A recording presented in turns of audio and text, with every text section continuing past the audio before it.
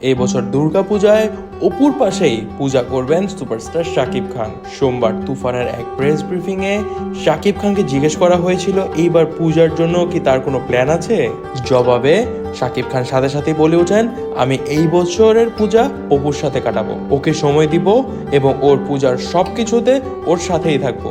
এমনটার কারণ জানতে এক সাংবাদিক জিজ্ঞেস করলো, কেন মুসলিম হয়েও পূজা করবেন শাকিব খান। জবাবে শাকিব খান বলেন, আমি পূজা করব না, তবে পূজায় অপুর সাথে থাকবো, সাপোর্ট করব অপুকে।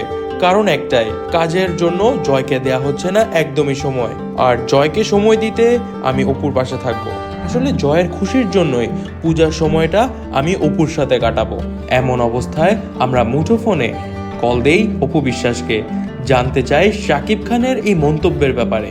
অপু বিশ্বাস শাকিব খানের মন্তব্য শুনে বলে ওঠেন, ছেলে জয়ের খুশির জন্য সব সময় আমরা কিছু না কিছু করতে থাকি, আর এইবার জয় বলেছে বাবা মাকে একসাথে থাকতে হবে পুরো পুজোর সময়, আর তাই শাকিব বলল সে আমার সাথে থাকবে, সময় দিবে আমাকে, পূজার সব কিছুতে আমাকে হেল্প করবে শাকিব। সব কিছুর পিছনে আসলে কারণ একটাই, শাকিব খান ছেলে জয়কে দেখতে চায় অনেক খুশি, আর ছেলের খুশির জন্যই আমিও শাকিব সবসময় প্রচেষ্টা করে থাকি কিছু না কিছু করে যাবার। তবে দর্শক, আপনারা শাকিব খানের পূজায় থাকার ব্যাপারটিকে কোন চোখে দেখছেন?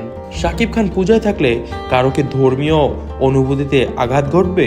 আপনারা এই বিষয়টিকে কে কোন চোখে দেখছেন কমেন্ট করে জানাবেন। কমেন্ট বক্সে আমাদের সবকিছু করেই সাবস্ক্রাইব করবেন আমাদের চ্যানেলটিতে, সঙ্গেই থাকবেন লাইক বাটনে ক্লিক করে। ধন্যবাদ।